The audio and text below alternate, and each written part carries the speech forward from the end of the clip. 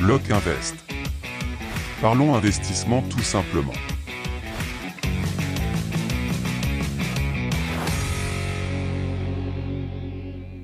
Et bonjour et bienvenue dans ce nouvel épisode de Block Invest. Ici on parle d'investissement et d'immobilier.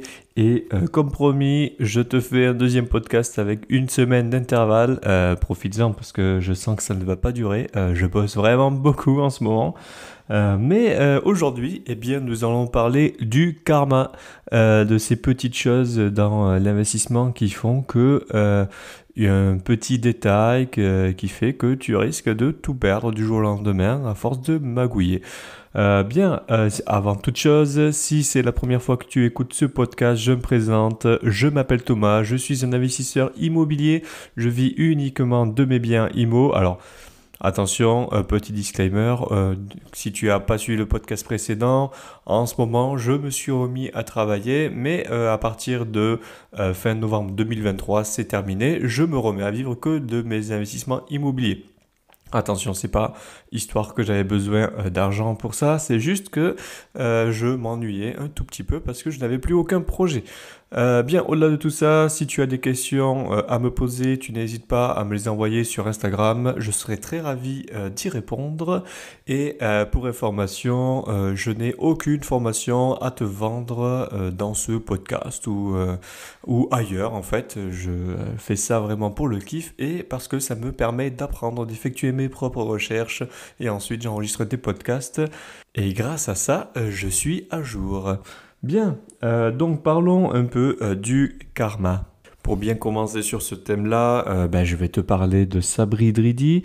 Alors le karma, du coup, il s'est abattu sur moi et non pas sur lui. Alors si tu n'as pas suivi les épisodes précédents, j'avais un locataire en gros qui ne m'a pas payé pendant un an sur un local commercial. Et là, c'était mon erreur, l'erreur que j'ai commise, c'est de le choisir sans vérifier. Et oui, alors même si c'est une agence qui l'a fait rentrer, juste avant, j'avais son nom et son prénom. Et malheureusement, 4 heures après avoir signé, j'ai appris qu'il ne fallait pas que je le fasse rentrer. Donc voilà, ça c'était ma petite piqûre de rappel. Cette piqûre de rappel, je peux te donner un chiffre, ça m'a coûté 10 000 euros. Voilà, bon, je te compte pas les poussières, mais en gros, après jugement, après les frais que j'ai eus, les sommes qu'il me doit, en gros, j'ai perdu en tout et pour tout 10 000 euros. Enfin, attention, peut-être un peu moins, parce qu'il a commencé à me rembourser la somme de, tiens-toi bien, 2,65 €. Oui, alors il n'y a pas longtemps, j'ai reçu 65 centimes, puis 2 jours après 1 euro, encore 2 jours après 1 euro, donc voilà. Donc l'un de mes associés a calculé, à ce rythme-là, il me faudrait un peu moins de 1000 ans pour être remboursé. Voilà. Pour commencer sur le karma, on peut dire qu'il s'est abattu sur moi. Bon, c'est quelque chose un peu de normal, j'ai envie de dire. Ici, il n'y a pas vraiment de justice en France, mais je m'en souviendrai et crois-moi que la personne maintenant que je choisis, je ne fais plus les mêmes erreurs. Et le dernier contact que j'ai eu avec mon fameux locataire Sabri Dridi, il faut que tu saches que son groupe Facebook, en gros sa page du tacos est toujours active à ce jour, en tout cas au moment où j'enregistre ce podcast. Et il n'y a pas longtemps, j'ai décidé d'aller voir s'il avait publié autre chose, on ne sait jamais, et effectivement il avait publié quelque chose d'intéressant, c'est soi-disant 2 personnes du village qui l'auraient volé, alors soi-disant 2 iPhone 13, une tablette et 500 € en liquide, comme par hasard. Bon, étant donné que c'est un mythomane compulsif, je me doute que c'est faux, ces gens-là lui ont peut-être volé quelque chose ou alors ont récupéré leurs affaires tout simplement. Et au-delà de tout ça, quand j'ai vu la publication, il y a des centaines de personnes qui sont abonnées à cette page pour savoir ce qui se passe. Et quand j'ai vu ça, j'ai décidé de publier moi aussi mon petit commentaire. Donc là, il y a une quarantaine de commentaires en dessous de cette page. Et j'ai décidé de mettre un joli commentaire qui malheureusement n'est pas resté plus de 24 heures, mais qui a eu le temps de faire son petit effet. Donc je te lis le commentaire que j'ai laissé. Bon, je te le dis de mémoire parce qu'il a supprimé. Donc je lui ai écrit quelque chose du style en parlant de voleurs, remettons l'église au centre du village. Vous trouverez en pièce jointe la décision du tribunal qui prouve que Sabri Dridi m'a volé 10 000 euros. Et en dessous, j'ai mis la dernière page de l'avocat avec toutes les lignes avec l'énumération, ligne par ligne, de l'argent qu'il me doit et le pourquoi il me doit telle somme d'argent. Et le total dépassait 9 000 euros, on était dans les 10 000 euros. Donc là, bizarrement, il n'y a pas grand monde qui a commenté. J'ai mon associé qui m'a dit que dans la nuit, en fait, il avait répondu à me répondre en disant que j'étais un escroc. Et finalement, il l'a supprimé. Et ensuite, j'ai d'autres personnes qui sont amusées à le commenter, qui ont félicité les soi-disant voleurs. Enfin bon. En gros, il y a des gens qui lui ont fait complètement péter un plomb sur Internet. Voilà, on peut dire que c'est le karma. Pour rester sur le même thème, alors je vais prendre des pincettes sur les prochaines choses que je vais dire parce que tout n'est pas réglé au niveau du notaire, mais j'ai une personne qui est connue, nous, dans la région, pour un peu magouiller. Les agents immobiliers m'ont prévenu, attention, lui, il a l'air réglo comme ça, mais dès qu'il pourra te la mettre à l'envers, il le fera. Voilà, c'est une personne qui a cette réputation. Nous, on la connaît très bien. Quand on voit des papiers qui passent au niveau de la mairie, parce que je suis au conseil municipal, donc quand je vois les papiers, eh ben, il y a deux, trois petites choses, en fait, des éléments qui nous font tilter, ou alors il y a des déclarations qui ne sont pas faites pour économiser des impôts, ou alors ils récupèrent l'argent au lieu de ce soit des sociétés, ce sont des associations. Voilà, tu vois, c'est plein de petits trucs où il est dans une zone grise, des choses qu'il n'a pas le droit de faire, mais pour le poursuivre, il faut vraiment le prouver, il faut un peu se démener. Cette personne, alors tiens-toi bien, a réussi, si tu veux, à amadouer des gens et à acheter des terres qui sont constructibles au prix du non constructible. Donc, si tu n'es pas au courant, en fait, quand tu achètes un terrain, tu peux avoir plusieurs prix. Si c'est du non constructible, ça veut dire que c'est un terrain agricole, donc ça vaut beaucoup moins cher que si c'est constructible, parce que là, évidemment, tu peux mettre ta maison, et sachant que, en plus, là, on a déjà baissé de 30% les parcelles qui sont constructibles, ça vaut évidemment plus cher. Donc, première étape, cette personne a acheté un terrain au prix du non constructible à une personne, voilà, à un agriculteur assez âgé. Donc bon, ok, bon, ça c'est son affaire. Et ensuite, lui, son but, c'était de revendre le terrain. Donc en fait, il a fait exactement comme un promoteur.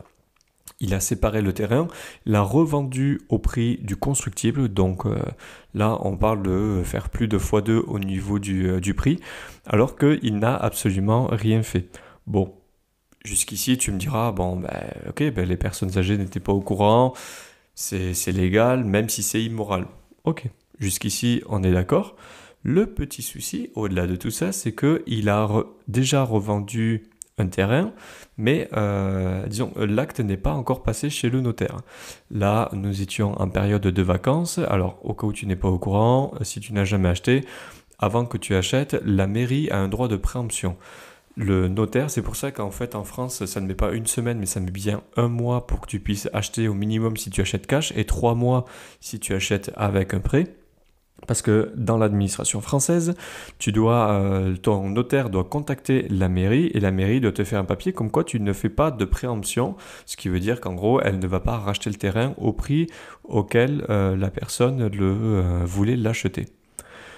Et le petit souci dans tout ça, c'est que l'acheteur a construit une maison sur le terrain alors qu'il ne l'a pas encore acheté. Donc au moment où j'enregistre, la personne n'a toujours pas acheté. Et nous, la mairie, nous n'avons pas envoyé comme quoi nous avions décidé de préempter le terrain. Alors, de base, cette personne-là, le vendeur, avait quelques retards d'impôts, enfin plutôt des déclarations qu'il n'a pas effectuées. Il avait essayé de magouiller, nous l'avons vu. Donc là, pour être vraiment dans le cadre de la loi, nous avons le maire et l'adjoint qui ont fait les papiers pour régulariser tout ça. Donc nous, notre but, c'est juste de régulariser tout ça. Autrement dit, on envoie les courriers pour qu'il puisse bien payer les impôts au moment où il recevra la somme d'argent. Et ensuite, on en reste là, on effectue la vente, mais on profite du fait qu'il y ait les vacances pour ne pas donner notre conclusion sur le droit de préemption. Étant donné que c'est les vacances, si on peut le faire patienter et un peu l'emmerder, et oui, c'est le but. On va quand même en profiter parce que on ne sait pas quelle est la prochaine magouille que le vendeur va vouloir faire. Mais là, au moment où j'enregistre, il y a quelques jours, sans rentrer dans les détails, ce fameux vendeur a encore fait une autre magouille qui met en péril en gros la vie courante, on va dire, du village.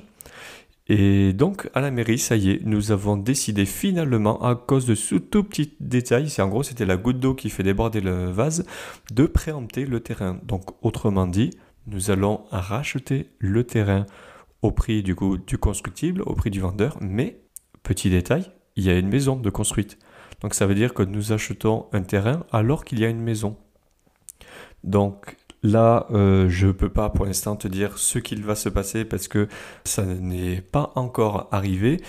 Mais tout ça pour te dire, si tu magouilles au bout d'un moment, si ça commence à se savoir, tôt ou tard, le karma va te rattraper.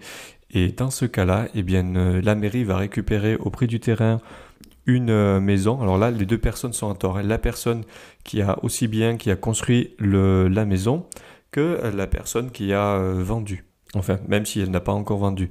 Sachant que c'est le genre à mettre des dessous de table pour aller avoir moins cher et tout ça. Je sais très bien comment ça se passe. Là, on sait qu'on va emmerder les deux parties. Bon, évidemment, la mairie, son but, vu que c'est moi qui gère les dossiers de location à la mairie, soit on va le louer, mais je pense qu'on va plutôt le revendre effectivement à la personne qui vous souhaitez acheter. Et si elle ne souhaite pas acheter à la mairie, c'est aucun souci, c'est moi qui m'en occuperai.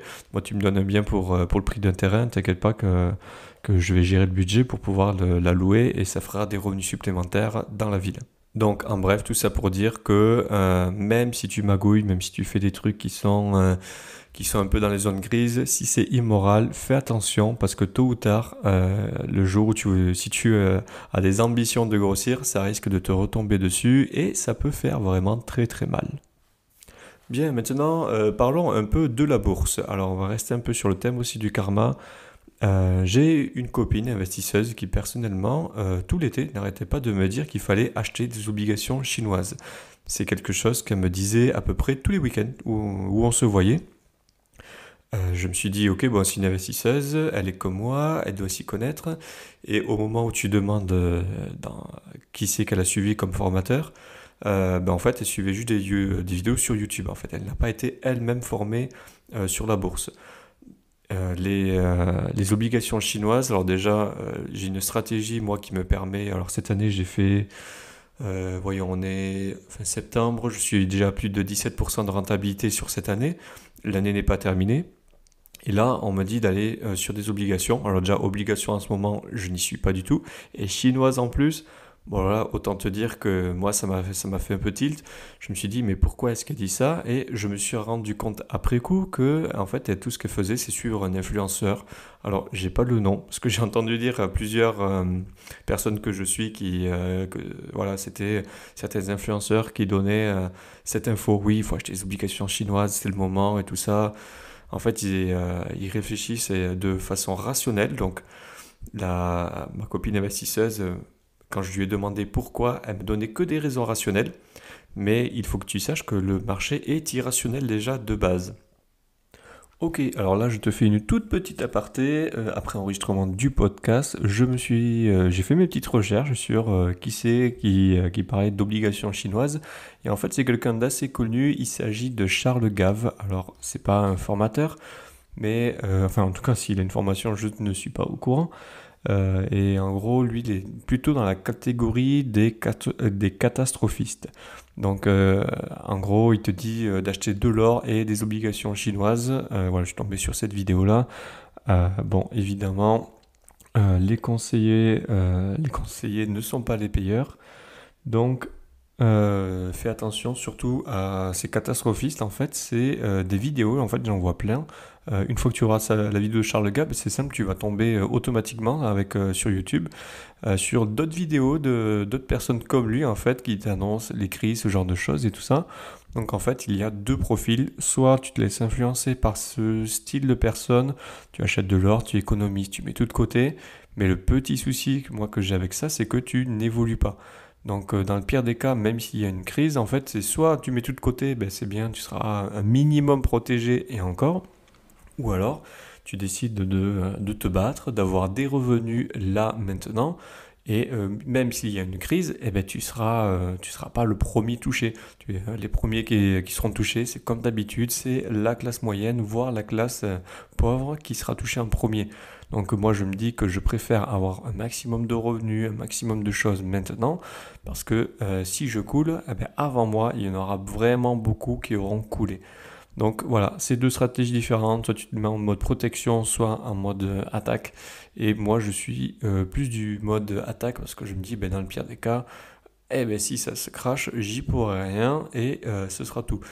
Plutôt que de me dire, c'est bon, je garde tout et je me mets tout dans un coffre-fort. Et puis voilà, après, on prend les couteaux et on se met dans les fourches à foutre le feu à l'état dans la rue. Enfin bon, voilà avant d'arriver là, hein, si ça arrive jamais, en fait, au final, tu as passé ta vie à te protéger pour rien. Voilà, la petite aparté est terminée, on continue le podcast.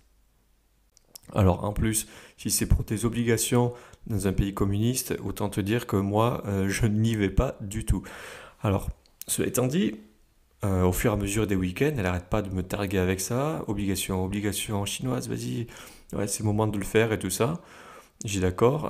Je lui pose quelques questions aussi sur d'autres thèmes comme l'immobilier, étant donné que c'est un peu mon domaine. Elle me dit d'acheter des terres agricoles et de partir à l'étranger. J'ai dit d'accord, mais oui, parce que tes terres, avec le réchauffement climatique, vaudront plus cher et tout.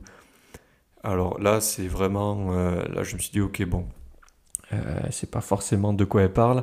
Sa stratégie, c'est pas du tout la même. Et même si je l'adoptais, en fait, je ne gagnerais rien avant 20, 30 ans. Et ce n'est pas sûr. Pour moi, ce n'est pas quand tu achètes un terrain et que tu attends, ce n'est pas de l'investissement. Écoute-moi bien, c'est de la spéculation. C'est comme la bourse. Donc, le fameux de l'histoire, c'est que après m'avoir dit ça, le dernier week-end où elle m'en a parlé, 4-5 jours après, les obligations chinoises se sont complètement effondrées et certaines personnes ont fini complètement ruinées. Donc je pense qu'elle a dû voir je ne sais pas si elle avait vraiment mis son argent là-dedans, je n'espère pas. Il faudra que je lui pose la question. Mais il y a eu beaucoup de personnes qui ont été ruinées. Et quand c'est comme ça, le pire, c'est que quand c'est toi qui dis à des personnes d'investir, elles suivent ce que tu dis et elles le font et après elles perdent tout, tu as quand même une toute petite part de responsabilité, sachant que de nos jours, les gens ne veulent plus être responsables. Par conséquent, ils vont répercuter la responsabilité sur toi et du coup, après, tu risques d'être en porte-à-faux. Donc voilà pourquoi moi aujourd'hui, maintenant, je ne conseille plus personne. Je dis juste ce que je fais, mais je ne dis pas forcément aux gens de me suivre. Je leur donne mes résultats, je leur dis moi je fais ça comme ça. Si j'étais à ta place, si vraiment ils me posent la question, je dirais ok, bah à ta place, moi j'irais plus vers cet itinéraire ou vers là. Mais je ne donne plus jamais de conseils. Bon, évidemment, moi j'ai été formé, donc je n'ai pas eu ce souci, je n'ai pas mis un centime là-dedans. J'ai regardé les screens, je voyais pas du tout pourquoi en fait les gens allaient là-dessus. Et tout ça pour dire que fais attention à la hype. La mode, en fait, tu vois, tu as la mode de l'IA, avant ça, tu avais la mode des cryptos. Attention, la hype, c'est quelque chose que tout le monde, la mode, en fait, c'est le truc que tout le monde fait à un instant T, tout le monde va y aller, ça te fait un bull run, après ça s'écrase, et comme d'habitude, la majorité des gens ne gagnent pas d'argent. Donc quand on te conseille quelque chose, premier truc que tu demandes à cette personne, tu dis, ok, qui c'est qui t'a formé? Si elle m'avait dit, ok, ben, j'ai été formé à la bourse par telle personne, alors là, attention, regarde bien qui sont les personnes, qui sont les formateurs, parce que là aussi c'est pareil, tu as beaucoup de formateurs en bourse, je vois, ils n'ont pas du tout la phraséologie de la bourse, ils n'ont pas du tout Enfin, tu vois qu'ils ont appris ça sur des versions gratuites ou dans des livres, des trucs comme ça, mais c'est vraiment de la merde, voilà. Quand tu vois des mecs qui viennent de nulle part, qui ont commencé à investir dans l'immobilier, qui ensuite ont mis leur argent en bourse. Alors, je critique pas, c'est ce que j'ai fait. Mais la façon dont ils font, en fait, ils font ça en amateur. Ils ont ah ça marche bien, ça marche pas trop bien. Et ensuite, ils vont te faire une formation dessus. C'est comme ceux qui te disent là, ok, bon ben faites des trucs à dividendes et tout. Mais moi, c'est le dernier truc que je ferai. Faire des dividendes. Tout ça, pourquoi? Pour après remettre ton argent au même endroit. Qu'est-ce que ça fait? Ça fait un frottement fiscal. Je t'invite à éviter tout ce qui est frottement fiscal parce que tu vas payer des impôts. Si tu prends par exemple des ETF, les ETF c'est très bien, mais il vaut mieux comment dire, les ETF, il vaut mieux prendre un capitalisant plutôt qu'un distribuant. Alors si tu connais pas, alors déjà, qu'est-ce que c'est un ETF? Bon, je pense que j'ai surtout des investisseurs, donc je vais aller très vite. C'est un panier d'actions ou d'obligations. Bon, moi je parle surtout d'un panier d'actions. Imaginons le SP500, ce sont les 500 plus grandes entreprises américaines, 440, les 40 plus grandes entreprises en France, ok? Voilà, le point est fait, tu achètes cet indice, ça te permet de ne pas faire faillite, d'être diversifié, tout ça c'est très bien, mais les gens se disent je vais prendre quelque chose pour avoir des loyers. Moi aussi je pensais au début que c'est ce qu'il fallait faire, prendre un truc avec des dividendes, comme ça tu as l'impression d'avoir des loyers et tout ça, mais après cet argent, si c'est pour le remettre au même endroit, tout ce que tu fais c'est payer plus d'impôts. Donc voilà, le petit point est fait sur ça, je te déconseille de faire ça. Alors je ne vise personne, il y a des formations qui tiennent la route, mais alors par exemple un autre podcast qui est très connu, comment il s'appelle, celui des Gentlemen Investisseurs, ils ont un truc sur les ETF. Faire cette formation, c'est mieux que de ne rien faire, mais attention, si vous voulez un vrai formateur, quelqu'un qui sort de la bourse, autant prendre le formateur qui a formé ces formateurs-là. Donc, comme je te dis, Tammy Cabage et Cédric Froment, tu vois, il y a de grandes chances que l'une de ces deux personnes soit les professeurs des gentlemen investisseurs sur la bourse. Donc, quitte à choisir, si tu as un mentor, si tu peux trouver le mentor de ton mentor, ben, ça peut être encore mieux. Alors oui, les formations sont peut-être un peu plus chères, mais évidemment, si tu as moins d'argent, tu peux prendre leur formation. Ce sera beaucoup mieux que de rien faire et oui, tu gagneras de l'argent. Mais je connais leur stratégie, donc quand je vois qu'ils se font du 10% à l'année, voire du 9%, qu'ils ont un portefeuille diversifié et tout ça, alors attention, suivant les personnes, ce sera différente, mais moi je sais que la stratégie que j'utilise, c'est vraiment du 20-80, un portefeuille que je rééquilibre qu'une fois par mois, mais avec une stratégie beaucoup moins diversifiée, mais qui me ramène du 20% à l'année et qui est encore plus sécuritaire. Donc il faut que tu saches juste que ça existe et si tu veux savoir moi qui est mon formateur, c'est Tammy Cabage. Donc la prochaine fois que quelqu'un te dit je vais faire tel investissement ou tel investissement, tu demandes où c'est qui s'est formé et tu vas très vite voir si c'est un clampin ou pas. Et du coup, dans ce cas-là, les obligations chinoises, bizarrement, tout le monde, beaucoup de personnes ont tout perdu pour rien, quoi. Voilà. Donc attention à la hype et payez-vous plutôt une formation que prendre du tout gratuit pour ensuite investir. Ce sera beaucoup mieux. Croyez-moi, l'argent, vous allez très vite le retrouver. Il vaut mieux se payer une bonne formation et mettre son argent et savoir ce que l'on fait plutôt que regarder des vidéos YouTube, ensuite mettre son argent et dire « Ah ben à cause de toi, j'ai perdu tout mon fric ». Vous êtes les seuls responsables de votre argent. Il ne peut y avoir personne d'autre. Même s'il y a des conseillers et trucs comme ça, ne faites pas confiance. Votre argent, il n'y a que vous qui puissiez bien vous en occuper. Bien, avant de terminer ce podcast, alors comme tu peux le constater, déjà les formats sont beaucoup plus courts que d'habitude, mais bon, c'est normal, c'est parce que je suis à temps plein. Je vais te parler d'une petite histoire qui m'est arrivée la semaine dernière concernant un bien que j'ai en copropriété. Alors côté pas au courant, mon parc immobilier c'est que des immeubles et des maisons pour être en monopropriété. Et j'ai acheté un seul appartement en copropriété pour voir en gros ce que ça faisait d'être en copro, histoire de connaître un peu. Au final, tout ça pour dire que maintenant j'ai dans l'idée de racheter tous les appartements un par un pour être tranquille dans l'immeuble et être tout seul. Donc on va dire que c'est le karma mais inversé du coup. Parce que je m'entends très bien avec les personnes. Si tu veux, tu as 3 propriétaires, dont 2 qui sont de la même famille. qui sont largement majoritaires dans la copro, qui ont les trois quarts des appartements.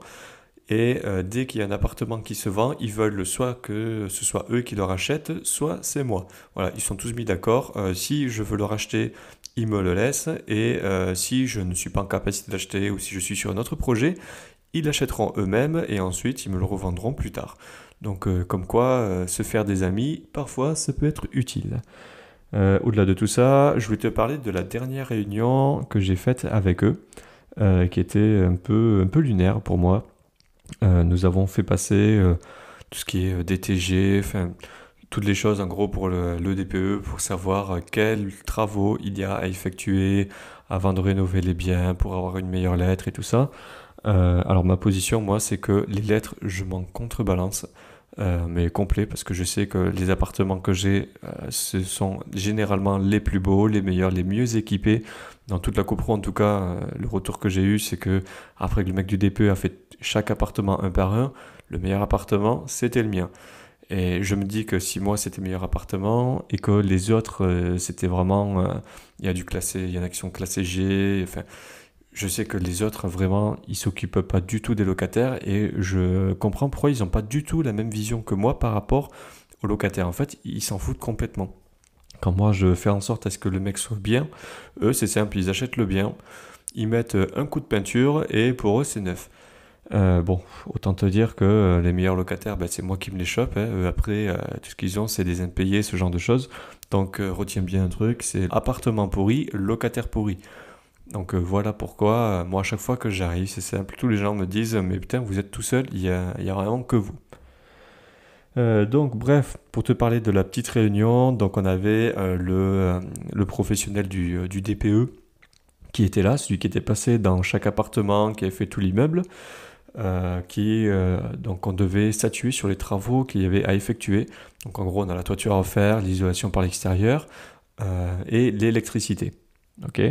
Donc l'électricité pour nous c'est une priorité parce que c'est des années 1965 si ma mémoire est bonne. Donc c'est des trucs, il n'y a pas de prise de terre, ce genre de choses. Donc priorité numéro 1, la sécurité.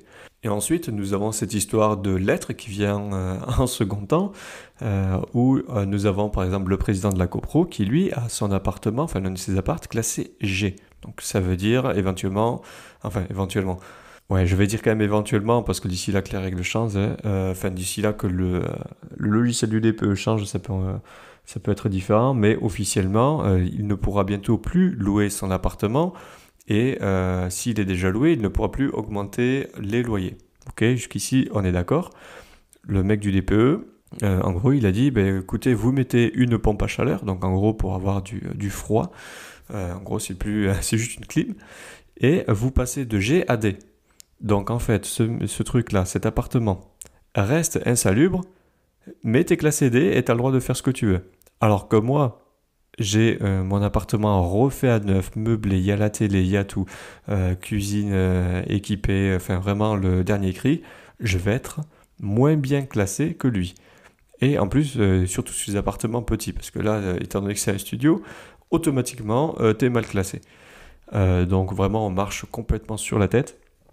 Et durant toute la réunion, tout ce qui intéressait les propriétaires, alors à part deux propriétaires, c'était oui, mais attendez, comment est-ce qu'on fait pour avoir la meilleure lettre? Alors là, c'est là que tu comprends que si tout le monde est câblé comme ça, tu te dis que c'est vraiment n'importe quoi, parce que tout le monde va s'exciter pour une lettre, alors qu'il pense à aucun moment au confort du locataire.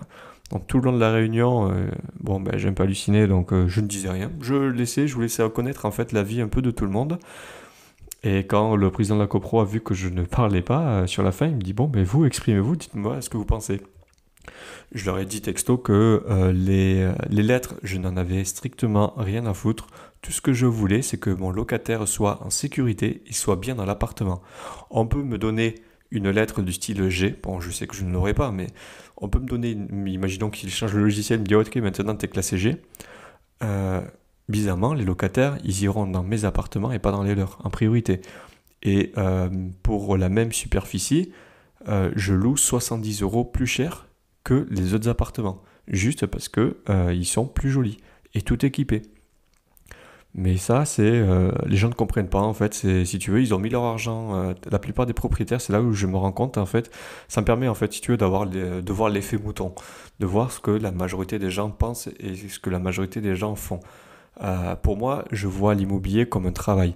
Eux, ils voient ça comme un investissement, mais dont ils veulent pas du tout s'en occuper.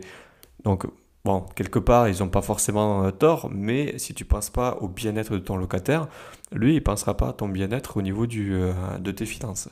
Plus tu apportes de valeur, c'est simple, plus tu récupéreras d'argent.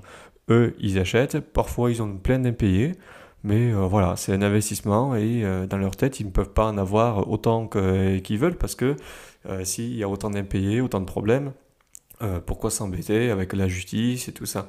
Alors que moi, de mon côté, alors à part le local commercial dont je t'ai déjà parlé, j'ai zéro impayé, j'ai aucun problème, ça roule et surtout en ce moment le marché est tellement tendu que les profils sont tellement bien que ben, normalement tu n'as aucune raison pour que tes appartements ne tournent pas bien. Donc au final, à la fin de cette réunion, tout le monde pensait à la lettre et tout ça. Moi j'aurais dit écoutez, je m'en fous, faites vos réparations pour qu'on soit en sécurité. Moi, la lettre, je m'en fous. Dans tous les cas, je louerai en premier. Et eux, tout ce qu'ils pensaient, du coup, c'était mettre des pompes à chaleur pour légalement pouvoir louer tranquillement. Mais bon, en même temps, qui c'est qui va te dire quelque chose, hein? Le locataire chez nous, il ne te demande jamais le DPE. Je crois que ça m'est arrivé une seule fois pendant une visite.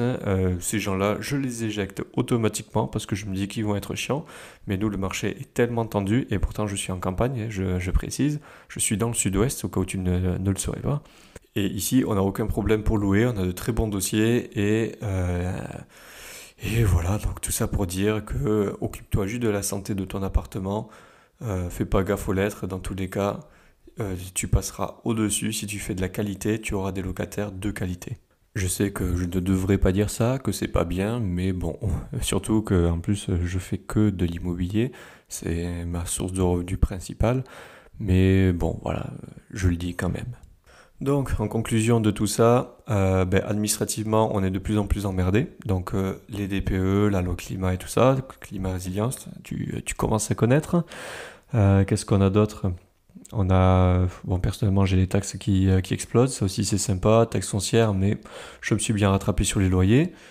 Donc, jusqu'ici, je n'ai pas à me plaindre. Par contre, pour déclarer tous les loyers dans les SCI, dans les trucs, ça, c'est vraiment que c'est vraiment hyper saoulant, surtout quand tu t'occupes pas forcément de savoir qui c'est qu'il y a dans tes appartements parce que tu fais gérer par agence. Donc si tu as déjà écouté l'un de mes anciens podcasts, moi il m'a fallu une journée entière pour déclarer chaque personne dans chaque logement en plus. C'était vraiment mal fait. Enfin, c'est pour la déclaration de loyer qu'on devait faire, je crois que c'était jusqu'à juillet, le dernier truc. Enfin bon bref, tu vois sûrement de quoi je parle. Les impôts, de toute façon, ils sont pas à jour. À part pour nous fliquer, je vois pas vraiment à quoi ça sert. Et voilà pourquoi je pense, moi, partir à l'étranger. Oui. Ah, il y a aussi une taxe, c'est la taxe Puma. C'est la taxe qu'on appelle la taxe des rentiers. C'est simple, si tu travailles pas ou que tu n'as pas tu touches pas le chômage ou ce genre de choses, tu ne cotises pas socialement, du coup tu as une taxe automatique. Voilà. Je crois que c'est de 8 500 €, un truc comme ça à la fin de l'année. Enfin, voilà, c'est pas une paille quoi. Donc attention à la taxe des rentiers, c'est la taxe Puma. Bon, avant d'en arriver là, c'est que déjà au moins tu vis de tes biens. Mais bon, il y a moyen de l'éviter. Il faut juste que tu te donnes 20 000 € de dividendes à la fin de l'année. À 20 000 €, bon, tu payes pas trop d'impôts et tu t'évites surtout cette fameuse taxe. Mais bon, apparemment, immobilier, on n'est pas très fan, enfin au niveau du gouvernement. Évidemment, les Français adorent ça et le gouvernement se dit qu'il peut essayer de le taxer. Donc voilà pourquoi mes prochains projets, c'est de partir à l'étranger. Ça y est, pour moi, c'est décidé. Je commence vraiment à en avoir ras le... Donc voilà pourquoi alors je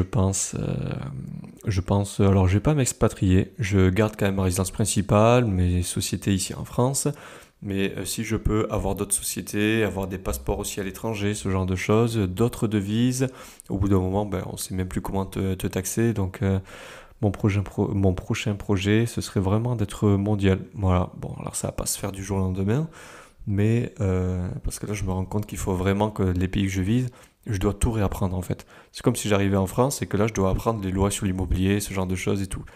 Et bon, le point positif, c'est que j'aurai beaucoup moins de contraintes, beaucoup moins de paperasse. Il n'y a pas de droit chez les locataires, ce genre de choses. Donc voilà. Donc je vais te donner ma stratégie. Alors ma stratégie, elle est assez simple. C'est peut-être pas celle que je vais faire vraiment au final, parce que pour l'instant, ce n'est qu'un projet. Je ne suis pas encore fixé sur les pays que je vais faire. Tout ce que je sais, c'est que je vais en faire plusieurs.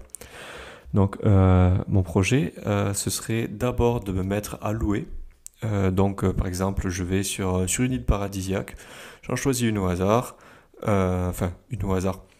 Une où je décide, je regarde les lois, que je puisse acheter quand même sur place. Comment est-ce que je peux faire pour avoir le financement? Je peux avoir un appartement sur place ou carrément une villa. Je me mets du coup à le louer à l'année.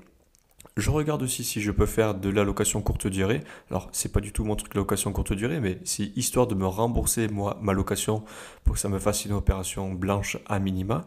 Et ensuite, ça me permet d'avoir des maisons à l'étranger et de pas payer du coup le logement en partant à l'étranger. C'est quelque chose que je pourrais reproduire pratiquement à l'infini. Il faut que je trouve du coup les personnes sur place pour pouvoir gérer mes biens. Donc je sous-loue si c'est légal dans le pays. Du coup, je ne paie pas ma propre location.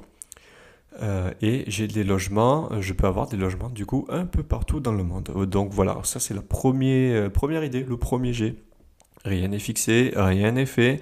Et si je me mets vraiment à acheter, que je commence vraiment à cartonner, que je vois que j'ai un bon filon, étant donné que je ne suis pas très connu non plus sur les réseaux, je te mettrai au courant. Et puis si tu veux des conseils, évidemment, je te les donnerai gratuitement. Tu me contactes sur Insta et je te dirai les erreurs que j'ai faites. Et en gros, les points positifs, les points négatifs. Donc si je peux t'ouvrir la voie, eh bien ça me fera vraiment très plaisir.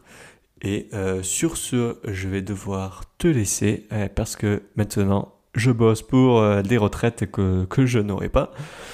Donc, je te souhaite une bonne journée et je te dis à la prochaine dans un prochain épisode. Salut! Merci d'avoir écouté ce podcast. Si cela vous a plu, n'hésitez pas à le partager. Pour participer au podcast, envoyez vos questions sur Instagram, à LocInvest.